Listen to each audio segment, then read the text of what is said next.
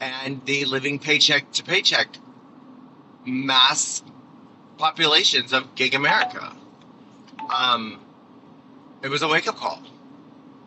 Maybe to some. To others, it was a harsh reality.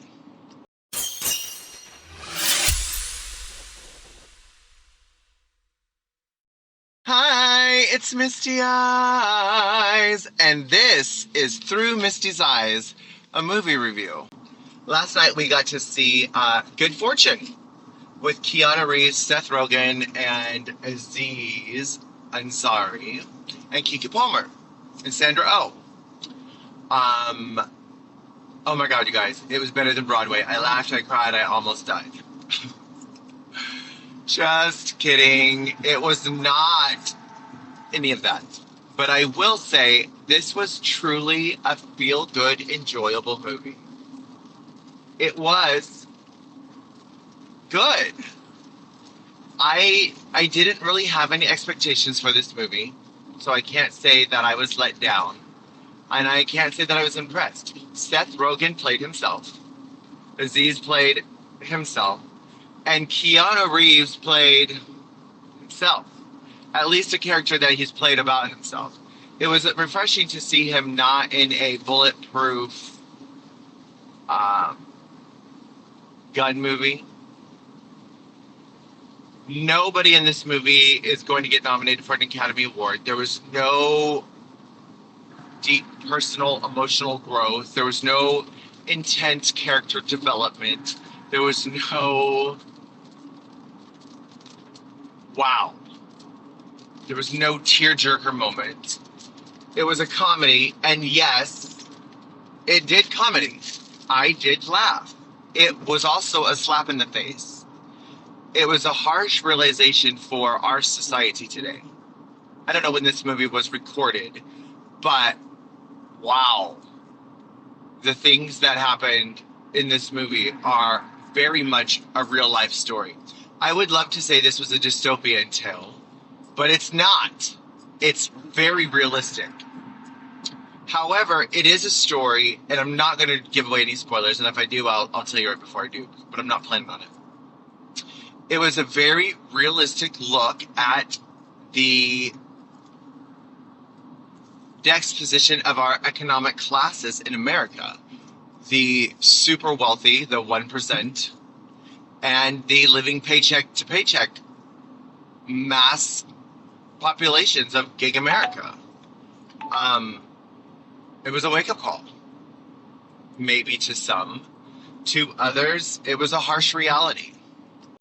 As a Christian, and I will say as a moral, spiritual person, I don't think you're going to find anything offensive about this movie. I think many of us believe in a higher power and or God. You don't see God in the movie. You don't talk about Jesus in the movie. And there's no Christian element to this movie. Unless, of course, you talk about the biblical message where it is mentioned in Matthew, Mark, and Luke that it is easier for a camel to go through the eye of a needle than it is for a rich man to inherit the kingdom of God. So if you count that into it, there was kind of a moral Christian element to it. I mean, that is never said in the movie, but as a Christian, that's what I took away from it. There is definitely the moral message, walk in another man's shoes. There is an angel in the movie. Keanu Reeves plays a lower level, I guess is the only way to describe it. I want to say borderline simple angel or slow angel or stoner angel. He gave very much Bill and Ted's Excellent Adventure. I don't know if he was typecasted or if he was just returning to an old and familiar routine of, yo, it's Bill and Ted. Like, I can't imagine that's how he is in real life, but it's definitely a way we've seen him before. I'm glad he was something outside of the bulletproof John Wick. I do like Keanu Reeves. The only thing that annoyed me in this movie about Keanu was Everyone in the movie was like, Keanu was so hot. Keanu was so hot. Keanu was so hot. Or Gabe, whatever. You know that tall guy with the long hair? So hot. Like, maybe it was his angelic charm that people were super drawn to. I don't know. It sort of got annoying to me after a minute, but there are many biblical stories about angels that made themselves appear to humans, and Gabe did that in this movie. Nobody could see the angels. He was tasked as to stop car accidents from people texting and driving and like save lives. Had baby wings. He couldn't fly. A baby angel, maybe. Maybe that's where the simple mind came from. I don't know. Uh, but he could choose to let people see him.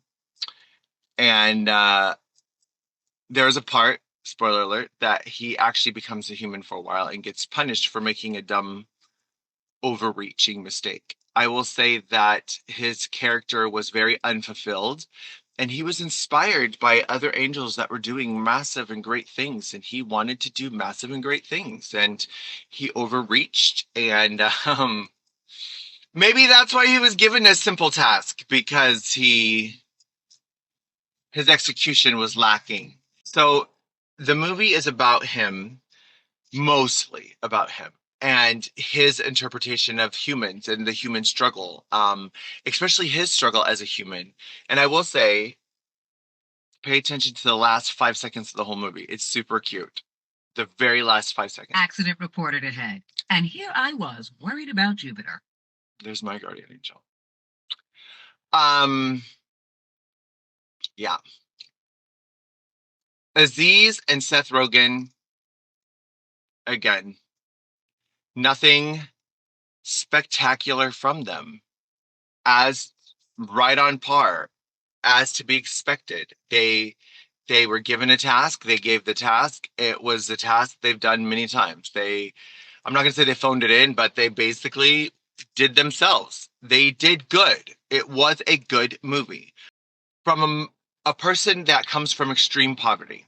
The guy I only recently found out was not my biological father, was a drug addict and alcoholic and child molester. And when I was 6, he was arrested and left my mother single at 23 with 5 kids. So when I say we grew up in extreme poverty, I mean we grew up in extreme poverty. Like, I related to this movie a lot, not just as a child, but as an adult. In my adult years, I've been homeless 3 times. I've been an Uber driver. I've been in that situation. One ranch, 1 star. Like, dude, come on. I currently live paycheck to paycheck. I do have a career. I do have a salary. I do have health insurance. I am better than most people, but I am also witnessing a economical crash around me where our society is literally built on keeping the poor poor and keeping the rich rich. Not just taxes, but also banks. If your credit score is low, guess what? You get charged more. You get rewarded if you have good, if you make money. You get punished if you don't. Systemically, our entire American culture is built up like this. So, having a harsh look at reality, I would love to say this was dystopian. It wasn't. It was also definitely a joy for me to see Aziz's character realize that he does want to go back to his old life. And I do think that the movie, if I do have one constructive criticism and or critique, I do think the movie wrapped it up a little too quick. Like, the movie's over.